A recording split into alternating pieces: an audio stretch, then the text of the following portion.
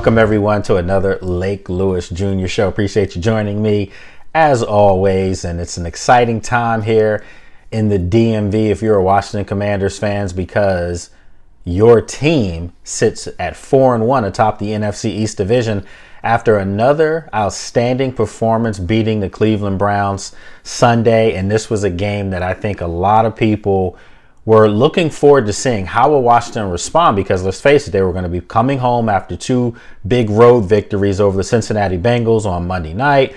And then, of course, you finished that up by going to Arizona, beating the Arizona Cardinals.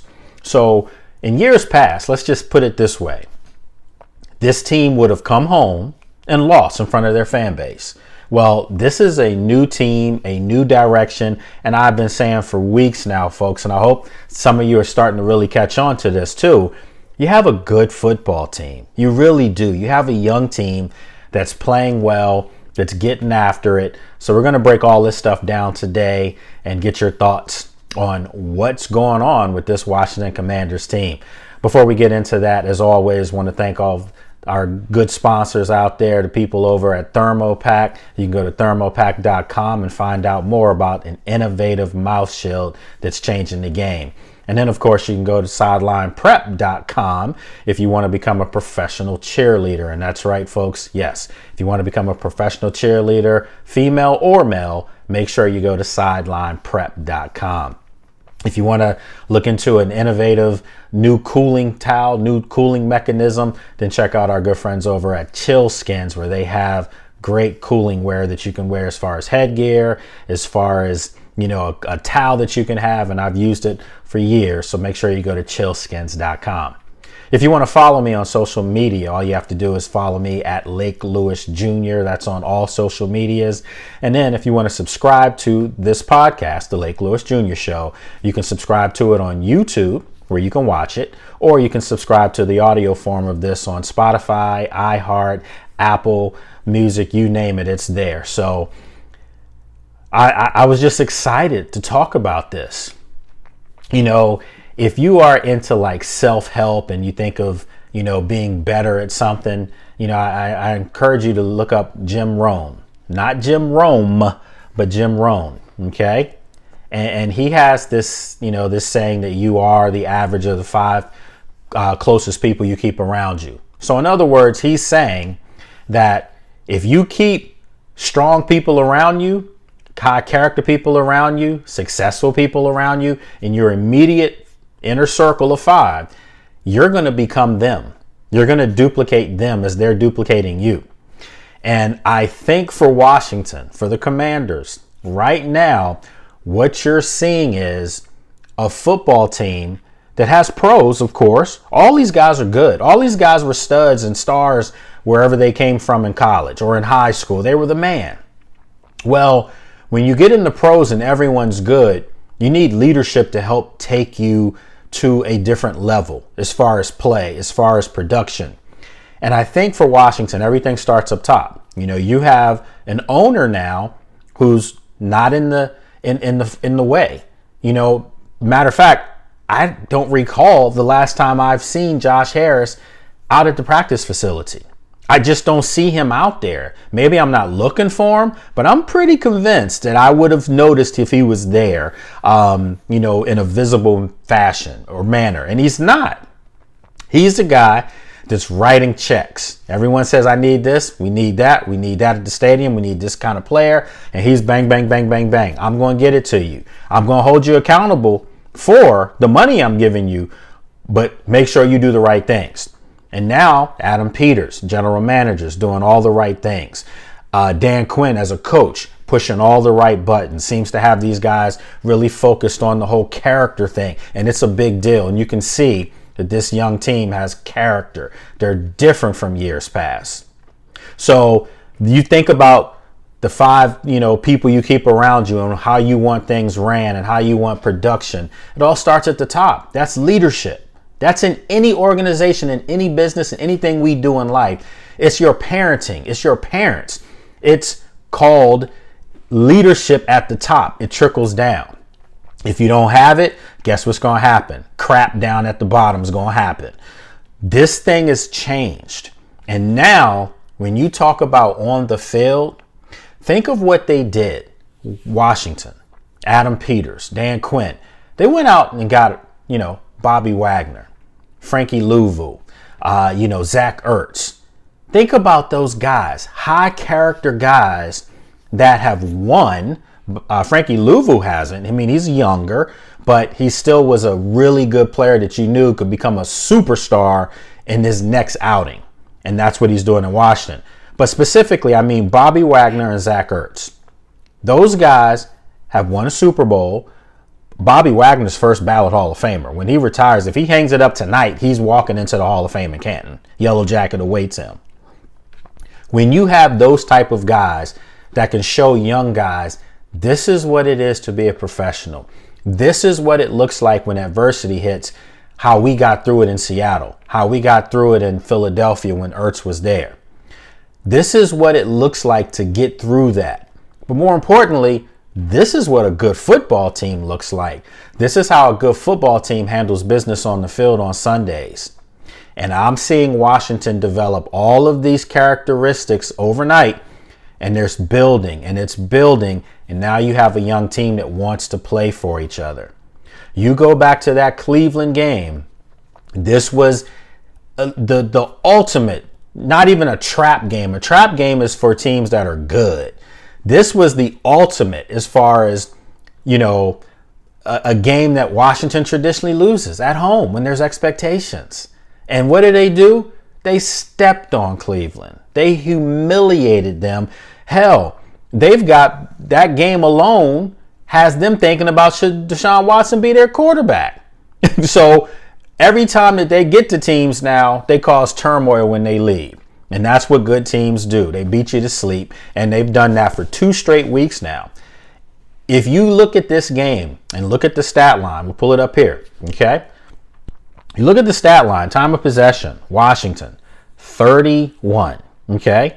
31 minutes, time of possession. They won that battle. First downs, won that with 19 to Cleveland's 12. Total yards, won that, 434 total yards to Cleveland's 212. You see the list right here. Just keep going down with your eyes. Passing yards, rushing yards, penalties. Yeah, that's not good. You had more penalties. Actually, Cleveland had more penalties.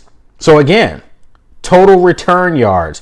Cleveland should have won that battle because Washington was constantly kicking off to them from scoring. Okay?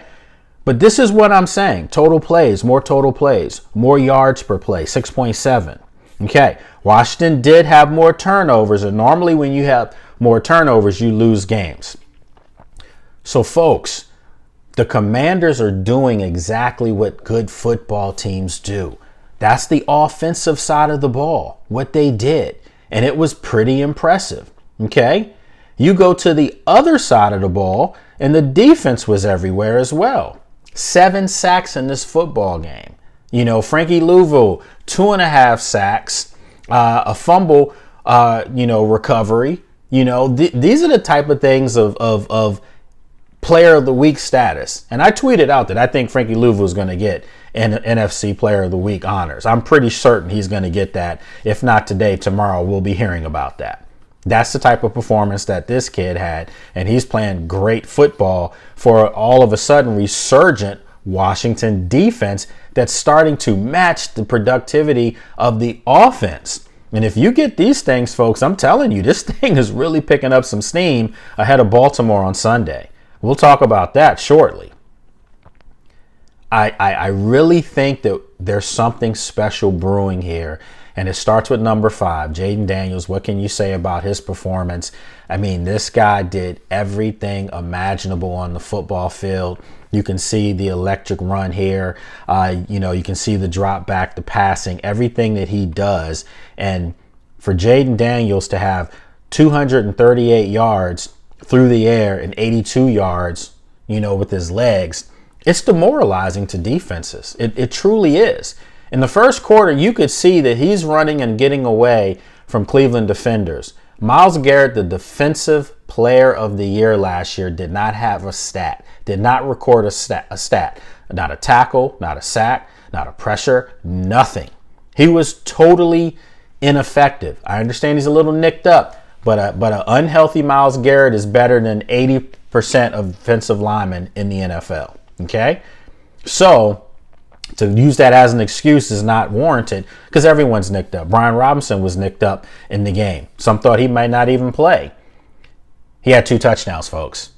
So let's not use that injury bug excuse when it's convenient to do so. Washington and Jaden Daniels and his electrifying style of play, it's demoralizing defenses, and they're going to need it in Baltimore. That's going to be an interesting contest, to say the least, and I'm really looking forward to that. We're going to take a break. And when we come back, we'll have a little bit more about that Baltimore matchup right here on the Lake Lewis Jr. Show. Welcome back, everyone, here to the Lake Lewis Jr. Show. Washington, Baltimore, it's a big one. It's Lamar Jackson, the reigning MVP in the NFL, 2-time MVP winner, a guy that has electrified the NFL over the past 6 seasons. And, for my money, he's my favorite player in the NFL, bar none. He's electrifying. And I'm just so excited to see him go up against Jaden, because Jaden, to me, is one of one. Lamar's one of one. I know people say, oh, Mike Vick, Randall Cunningham, all these guys before him that did this. Lamar is just different, so you can't take that away from him. He's a great player. I think Jaden is another one of one. Jaden is Jaden Daniels. He's a guy that I think is going to take the running quarterback to a whole nother level because he's equally effective as a pocket passer. It's amazing to see what this young kid's doing on the field. So to be able to do that against Baltimore and that defense that always bullies people around, I'm curious. I'm curious to see the next step. And clearly Baltimore, to me, is the best team in football. I know the record may not show that. I know Kansas City's still undefeated, finding ways to win games, but they have a guy named Patrick Mahomes that's going to always make that work for them. But, when you think about it, the Ravens at 3-2, having won 3 in a row, they seem like they've got their mojo back. I know they had to squeak one out last week against the Bengals, but that was on the road. And Cincinnati historically has given Baltimore fits since the Lamar Jackson era, at least. So now, if you're the Ravens, you're feeling good about yourself. You're home. You're going up against a team that you're 7-point favorites to beat. They're 6.5. That means 7. They're 7-point favorites to beat Washington. I don't think that number should be that high at all. That's just me. But that's what people think about the Ravens and how good they are. You look at their defensive side of the ball and the guys that they're going to have lined up to go up against a Jaden Daniels. You look at the defensive front and the size that they have and the speed and aggression that defensive front 4 plays with in Baltimore. And then you go behind them and you look at linebacker and Roquan Smith, one of the best in the game. And then you look on the outside and Marlon Humphrey. And then you go in the back end and Kyle Hamilton, your safety Pro Bowler. They're loaded on defense. I know they lost some people. Patrick Queen's gone. But this is still a really good team. And we need not go to the other side of the ball. You already know about Lamar. But now a Hall of Fame running back is back there as well, Derrick Henry. So now this presents a huge, huge challenge for Washington on both sides of the ball. And I'm curious to see how this thing shapes up, because I think it has the makings of something special. I truly do. It's special for the region. You have DC versus Baltimore, 2 cities that really don't, normally get down with each other. I'm from DC, never went to Baltimore unless we were going to the Inner Harbor. So, yeah, we did have a reason to go to Baltimore. And then, of course, when I was younger, there was no baseball team. So, yeah, you would go up to Camden Yards. At the time, you would go to Memorial Stadium, before Camden Yards to see the Orioles play. But now that the Nats are in town and they've won a World Series, and obviously the resurgent Commanders, it's almost getting back to that, I don't need to go to Baltimore for anything. And Baltimore people are like, and I don't need to go to DC for anything. That's how it used to be. And that's how it's coming back now in this game, because you have Lamar and now you have Jaden, who you can say is captured the league's attention and imagination. So he's getting a lot of love nationally. You have a game now where you have quarterbacks. And that's what this game is going to come down to. Which quarterback carries his team over the threshold? Naturally, you would think it's going to be Lamar. But from what you've seen from Jaden Daniels over the last couple weeks, my God, the young guy is just special. He truly is a generational talent. And I'm really excited about this football game. I can't stress to you enough how important this game is going to be for the region. Bragging rights, is it a little too early to say this could be a preview of the Super Bowl? You could have a Beltway, Beltway I-95 Super Bowl preview. Hell, I'm going to throw it out there and have fun with it, because you never know. All I know is right now, these are two of the best teams in football. The way they're playing, the streaks don't lie. Washington comes into the game, M&T Bank Stadium, with a 4-game winning streak. The Ravens are going to come into that game with a 3-game winning streak. Everything is working for both teams at this moment. Their free agent acquisitions are working. The mojo is back in Baltimore. Washington seems to have picked up their mojo from a culture standpoint over the past 25 years of just being, as I always say, buns and cheeks out there. Now they're back. And this thing is looking to me like it has a chance to be one of the games of the year. Hopefully no letdown for anyone out there. I don't think it's going to be this big time offensive shootout, though. I know a lot of people are thinking that's what's going to happen. I don't think so. I think this is going to be eerily similar to the game that they played a couple years back where Washington went into Baltimore and won, actually. I think it's going to be a game with the first team to 20. And I said this last week. And matter of fact, there were a couple things I've said over the past few weeks leading up to the emergence of Jaden Daniels and some of these other players for Washington.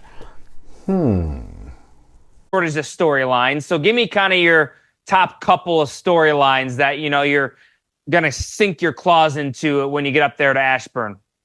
Well, I think first and foremost is, it's a new look as far as the structure and organization. So it's going to be interesting to see how Dan Quinn and the staff that he's assembled. And it's just going to be interesting to see how they run actual physical practices with pads.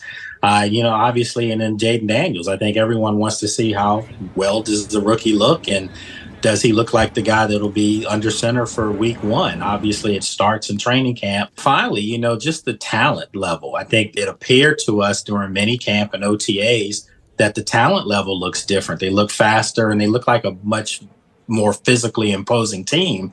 So I'm just looking to see how these guys are going to be out there running around and playing some meaningful football. We want to be our franchise quarterback, 2nd overall pick. He looks different. Tell me everything you've seen up from the time we drafted him to right now, 3 days into training camp. What is your first impression of JD5? Listen, man, it's not the fans want him to be the franchise quarterback. He is the franchise quarterback. I mean, this guy is he's phenomenal. I mean, and you know me, I try not to blow smoke, man. I know. But I call it like I see it. And I've never seen a quarterback talent like this in Washington. And this is my 15th year. Never. Kirk Cousins could throw the ball, do some things. RG3, was running around doing some things. But never collectively have I seen this kind of talent. This guy is just as good a pocket passer as Kirk and more athletic than Robert. I mean, that's just what more can you say? And the thing that I love about him, I actually said this yesterday. B. Mitch and me were talking. Jaden does so many good things in practice, and never once have we seen his eyes gravitate to us on the sidelines. I mean, not one time. Oh, man, that's music to my ear. He does not want the attention. He doesn't care. So you already know by saying that you pick it up. I hope fans understand what I'm saying by that. Like, that's interesting. Just a thought. People think we're crazy when we say things, but this is what we do. And you see things and you know things. And just wanted to remind some people out there that, some of this stuff isn't just speaking from the heart. It's speaking from my mind, knowing some of these things. And again, I'm going to say this again. Washington in no way, shape, or form should be a 7-point underdog going into Baltimore. It should be a much lower score than that. And I'm telling you right now, I'm not saying who's winning it yet. That's later in the week. But I can tell you as of today, okay? I can tell you as of today, Tuesday, the 8th. I can safely say that, okay? The winner of this football game is going to win this football game 20, and the final score will be 20-17. I'm not sure which team gets it, but I don't think it's going to be this big number that everyone's thinking it's going to be. I think the spread in this game is over, and I'm looking here. The spread in this game is 52.5 points.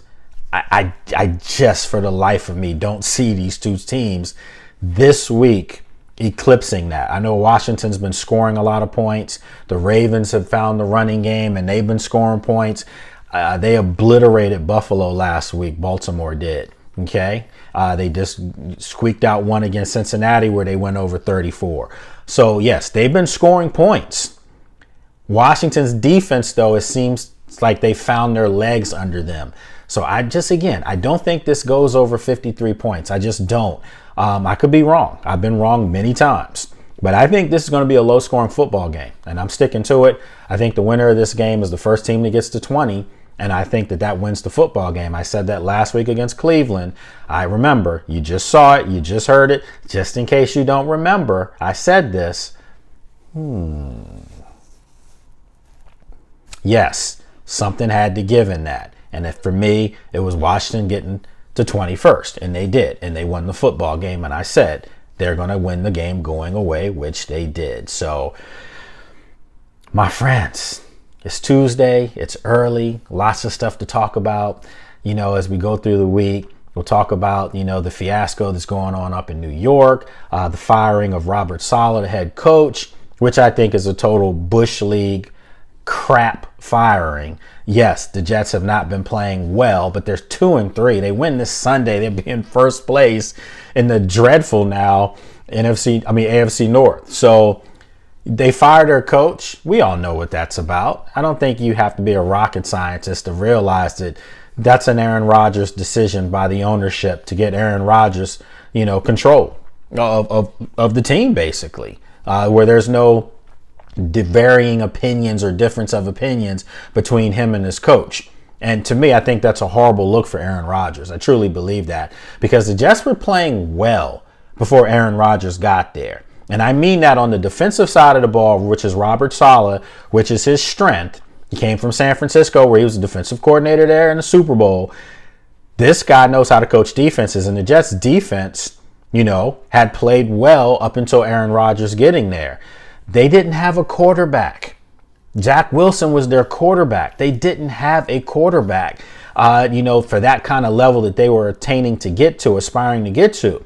So you bring in Aaron Rodgers. He gets hurt last year, we know. But this year, Aaron Rodgers is back. Should we give Aaron Rodgers a pass and say, he's older, he's coming off the Achilles injury, it's going to take some time for him to get it all together? Maybe so. I'm fair to say that. But if you're going to say that, then you need to let your coach have that same pass and figure it out together. And then on top of that, you fire him and you replace him with your defensive coordinator. You can't write this stuff up.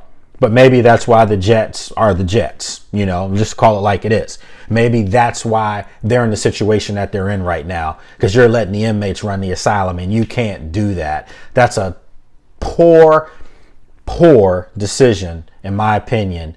I'm not a Jets guy. I'd like to know from Jets people out there, what are your thoughts? You can write me at Lake Lewis Jr. We'll make it easy. I'll give you the Gmail. You can write me at lakelewisjr@gmail.com, or you can write at the Lake Lewis Jr. Show @gmail.com. Either or, let me know your thoughts, and we'll read these things out on the next show. So we're going to wrap this one up, folks. Appreciate everybody for taking time out of your busy day and out of your schedules to join me and watch this or listen to this. Remember, you can subscribe to this. Please do so. You can subscribe to the audio version on Apple, Spotify, iHeartRadio, SoundCloud, Amazon, Google, you name it, it's on there. And if you want to watch it, you can go subscribe to this on YouTube, and you can subscribe to it under the Sports Journey channel, or you can subscribe to it directly on YouTube at the Lake Lewis Jr. Show. And then you can also go to sportsjourney.com. So my good friends, I appreciate it as always. Be safe, and we'll see you in a day.